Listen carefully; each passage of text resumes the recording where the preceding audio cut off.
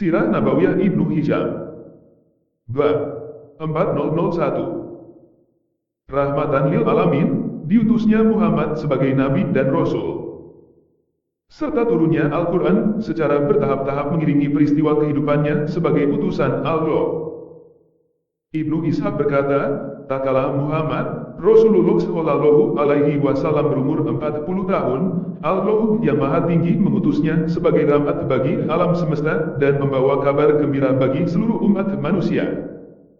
Sebelum beliau diutus, Allah telah mengambil perjanjian kepada seluruh nabi supaya mereka beriman kepadanya, membenarkannya, dan menolongnya menghadapi orang-orang yang memusuhinya. Allah juga mengambil perjanjian dari mereka supaya mereka mengabarkan hal tersebut kepada orang-orang beriman dan membenarkan mereka sehingga kebenaran dapat ditegakkan. Allah Ta'ala berfirman kepada Muhammad Sallallahu Alaihi Wasallam, dan ingatlah ketika Allah mengambil perjanjian dari para nabi, sungguh apa saja yang aku berikan kepadamu berupa kitab dan hikmah, kemudian datang kepadamu seorang rasul yang membenarkan apa yang ada padamu, niscaya kamu akan sungguh-sungguh beriman kepadanya dan menolongnya. Allah berfirman, apakah kamu mengakui dan menerima perjanjianmu terhadap yang demikian itu? Mereka menjawab, kami mengakui. Allah berfirman, kalau begitu saksikanlah, hai para nabi, dan aku menjadi saksi pula bersama kamu. Quran Surah Ali Imran 81.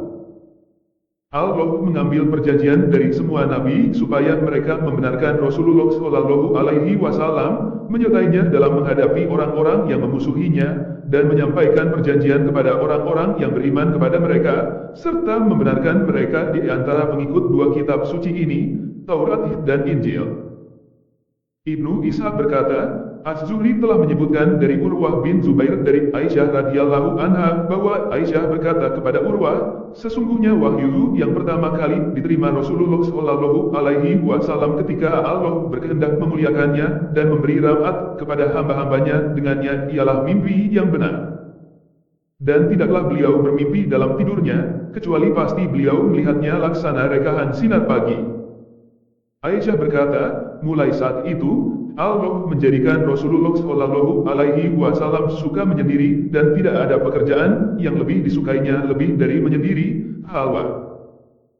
Ibnu Ishaq berkata, Abdul Malik bin Ubaidillah bin Abu Sufyan bin Al-Ala bin Jariyah At-Sakafi berkata kepadaku dan ia mendengar dari beberapa orang yang berilmu, sesungguhnya Rasulullah Shallallahu Alaihi Wasallam ketika Allah berkehendak memuliakannya dan menganugerahkan kenabian padanya, dan beliau ingin keluar untuk buang hajat, beliau pergi ke tempat yang jauh dari rumah-rumah penduduk hingga berhenti di Syihab Mekah dan lembah-lembahnya. Dan tidaklah sekali-kali Rasulullah melewati sebongkah batu dan sebatang pohon kecuali keduanya pasti berkata, Assalamu alaika ya Rasulullah. Rasulullah Shallallahu Alaihi Wasallam menoleh ke sekitarnya, kanan, kiri, dan belakang, namun tidak melihat apapun kecuali pohon dan batu. Kondisi ini terus-menerus terjadi, bermimpi dan mendengar salam hingga Jibril datang kepada beliau dengan membawa kemuliaan dari Allah ketika beliau berada di Gua Hira pada bulan Ramadan yang mulia. Ibnu Ishaq berkata, Wahb bin Kaisan, mantan budak keluarga Zubair berkata kepadaku bahwa aku mendengar Abdullah bin Zubair berkata kepada Ubaid bin Umair bin Qatadah Al-Laitsi, hai Ubaid, tuturkanlah kepada kami, bagaimana keadaan Rasulullah Shallallahu Alaihi Wasallam saat pertama kali menerima wahyu ketika malaikat Jibril datang padanya. Wahb bin Kaisan berkata, kemudian Ubaid berkata ketika itu, aku hadir berbicara dengan Abdullah bin Zubair dan orang-orang yang ada di sekitar Abdullah bin Zubair. Rasulullah Shallallahu Alaihi Wasallam menyendiri di Gua Hira selama sebulan setiap tahunnya. Seperti itulah bentuk tahannuts yang dilakukan oleh orang-orang Quraisy pada zaman jahiliyah. Arti tahannuts adalah pembersihan diri, tabarrur. Ibnu Ishaq berkata bahwa Abu Thalib berkata, demi sahur dan yang menggantikan sabir pada tempatnya, serta demi orang yang naik ke gunung Hira dan menuruninya. Ibnu Hisham berkata bahwa Abu Ubaidah berkata bahwa orang-orang Arab berkata, et-tahannuts dan et-tahannuf maksudnya ialah al-Hanafiyah. Mereka mengganti huruf A pada kata et-tahannuf dengan huruf Sa, maka jadilah ia et-tahannuts. Ini sama seperti saat mereka mengatakan jadaf dan jadat, di mana arti keduanya adalah sama, yaitu kuburan. Rubah bin Al-Ajaj berkata dalam syairnya, seandainya batu-batuku bersama Ajda'af, maksudnya Al-Ajda'at.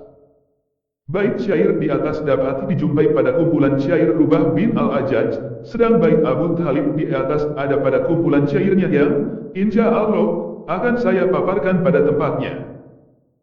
Ibnu Hisham berkata, Abu Ubaidah bertutur kepadaku, bahwa orang-orang Arab berkata, Fuma sebagai ganti kata Summa. Mereka mengganti huruf Fa dengan huruf Sa. Ibnu Ishaq berkata, Wahb bin Kaisan bercerita kepadaku, bahwa Ubaid berkata, pada bulan itu, Rasulullah Shallallahu Alaihi Wasallam berdiam diri di Gua Hira sebagaimana biasa dilakukannya setiap tahun. Beliau senantiasa menyuguhkan makanan kepada orang-orang miskin yang datang kepada beliau. Usai melakukan hal itu, beliau pergi ke Ka'bah untuk melakukan tawaf, mengitari Ka'bah sebanyak 7 kali atau lebih, baru kemudian beliau pulang ke rumah. Begitulah yang terus terjadi hingga Allah mengutusnya sebagai seorang nabi pada bulan Ramadan. Saat itu, beliau berangkat ke Gua Hira dengan disertai istrinya. Malam itu, Allah memuliakan beliau dengan menganugerahkan kenabian dan merahmati hamba-hambanya dengan rahmat itu. Malaikat Jibril datang dengan membawa perintah Allah Ta'ala. Rasulullah Shallallahu Alaihi Wasallam bersabda, Jibril mendatangiku saat aku tidur dengan membawa secarik kain sutera yang di dalamnya terdapat tulisan. Malaikat Jibril berkata, bacalah. Aku berkata, aku tidak bisa membaca. Malaikat Jibril mendekapku dengan kain sutera tersebut, hingga aku merasa seolah-olah sudah mati, kemudian ia melepasku dan berkata, bacalah. Aku menjawab, apa yang mesti aku baca? Malaikat Jibril mendekapku dengan kain sutera itu, hingga aku merasa seolah-olah sudah mati, kemudian ia melepasku kembali dan berkata, bacalah. Aku berkata, apa yang mesti aku baca? Jibril kembali mendekapku dengan sangat kencang dengan kain sutera tersebut, hingga aku merasa seolah-olah sudah mati, kemudian ia melepasku, dan berkata, bacalah. Aku berkata, apa yang mesti aku baca? Aku katakan itu dengan harapan ia melepasku sebagaimana yang sebelumnya ia lakukan terhadap diriku. Lalu ia berkata, bacalah dengan menyebut nama Tuhanmu yang menciptakan. Dia telah menciptakan manusia dari segumpal darah. Bacalah, dan Tuhanmu lah yang maha pemurah. Ia mengajar dengan perantaraan kalam. Dia mengajarkan kepada manusia apa yang tidak diketahuinya. Quran Surah Al-Alaq 15. Aku pun mengingat apa yang ia baca, kemudian setelah selesai Jibril pergi meninggalkanku, dan aku bangun dari tidurku, dan kurasakan sesuatu yang tertulis dalam hatiku. Lalu aku keluar dari Gua Hira. Ketika aku berada di tengah-tengah gunung, tiba-tiba ku dengar sebuah suara dari langit, wahai Muhammad, engkau adalah utusan Allah sedangkan aku adalah Jibril. Aku dongakkan kepalaku ke langit, saat itu kulihat Jibril dalam sosok seorang laki-laki yang membentangkan kedua kakinya ke ufuk langit. Jibril berkata lagi, wahai Muhammad, engkau adalah utusan Allah sedangkan aku adalah Jibril. Aku berdiri melihatnya di tempat bagaikan patung. Aku arahkan pandanganku ke ufuk langit yang lain, tidaklah aku mengarahkan pandanganku ke arah manapun kecuali aku lihat dia berada di sana. Aku berdiri diam terpana bagaikan patung hingga akhirnya istriku Khadijah mengirim pelayan-pelayannya untuk mencariku. Mereka tiba di Mekah atas dan kembali pada Khadijah, sementara aku tetap berada di tempatku semula. Lalu ia pun menghilang dariku. Aku pulang menemui istriku Khadijah, aku berbaring di pahanya bersandar merapat kepadanya.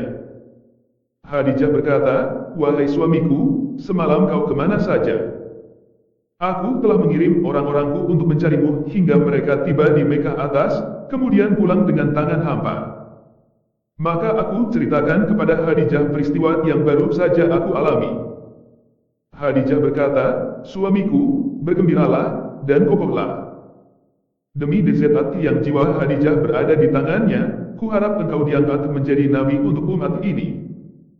Khadijah bangkit lalu membereskan pakaiannya kemudian pergi ke kediaman Warakah bin Naufal bin Asad bin Abdul Uzza bin Qusay, saudara sepupunya.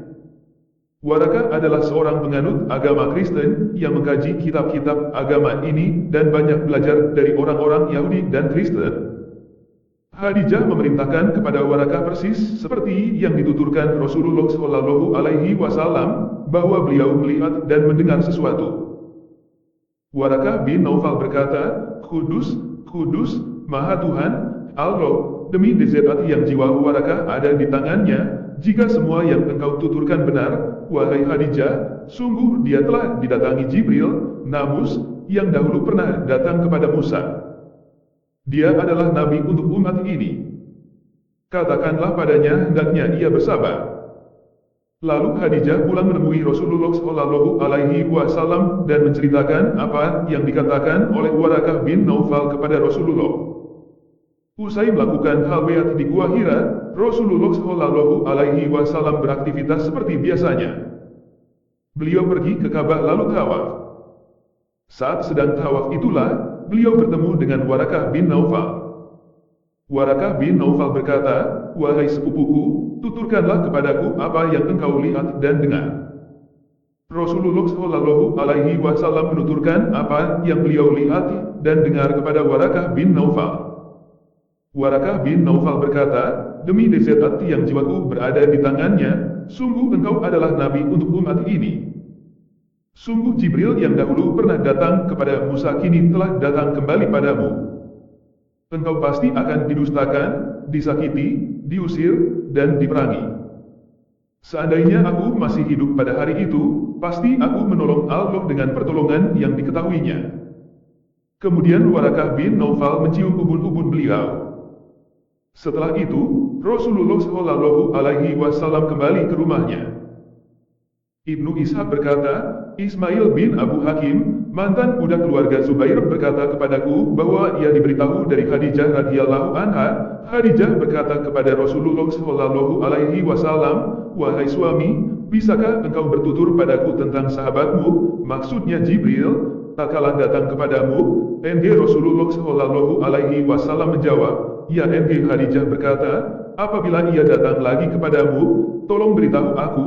NG. Tak lama kemudian Jibril datang kepada Rasulullah Shallallahu Alaihi Wasallam seperti yang biasa dia lakukan. Rasulullah Shallallahu Alaihi Wasallam berkata kepada Khadijah, wahai istriku, ini Jibril, ia datang kepadaku. NG. Khadijah berkata, suamiku, berdirilah dan berbaringlah di atas paha kiriku. NG. Rasulullah Shallallahu Alaihi Wasallam berdiri lalu berbaring di atas paha kiri Khadijah. Khadijah berkata, apakah engkau melihatnya? NG. Rasulullah Shallallahu Alaihi Wasallam menjawab, ya NG. Khadijah berkata, ubahlah posisi dudukmu, berbaringlah di paha kananku. NG. Rasulullah Shallallahu Alaihi Wasallam mengubah posisi duduknya dengan cara duduk di atas paha kanan Khadijah. Khadijah berkata, masihkah engkau melihatnya? NG. Rasulullah Shallallahu Alaihi Wasallam menjawab, ya NG. Khadijah berkata, ganti posisimu dan berbaring di atas pangkuanku. NG. Rasulullah Shallallahu Alaihi Wasallam mengganti posisinya dengan berbaring di atas pangkuan Khadijah. Khadijah berkata, masihkah engkau melihatnya? NG. Rasulullah Shallallahu Alaihi Wasallam menjawab, ya NG. Kemudian Khadijah melepas pakaiannya serta menanggalkan kerudungnya, sedang Rasulullah Shallallahu Alaihi Wasallam masih tetap berbaring di atas pangkuannya. Khadijah berkata, masihkah engkau melihatnya? NG. Rasulullah Shallallahu Alaihi Wasallam menjawab, tidak. NG. Khadijah berkata, wahai sepupuku, tabahlah dan bergembiralah. Demi Allah, dia adalah malaikat dan bukan setan. NG. Ibnu Ishaq berkata, aku pernah mewawancarai Abdullah bin Hasan tentang peristiwa di atas.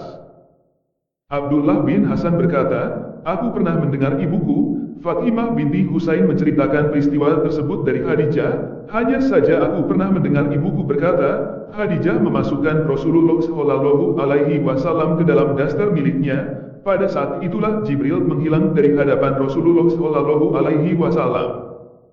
Khadijah berkata, Rasulullah Shallallahu Alaihi Wasallam bersabda, sesungguhnya ini pasti malaikat, bukan setan.